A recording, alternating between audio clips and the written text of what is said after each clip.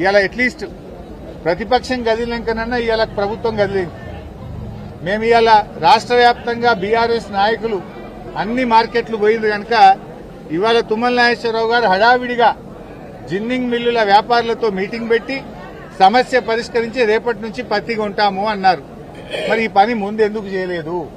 నిన్న కొనుగోలు కేంద్రాలు బంద్, ఇవాళ కొనుగోలు కేంద్రాలు బంద్. అంటే బీఆర్ఎస్ కదిలితే గాని, బీఆర్ఎస్ ప్రశ్నిస్తే గాని ఈ ప్రభుత్వంలో చలనం లేదు.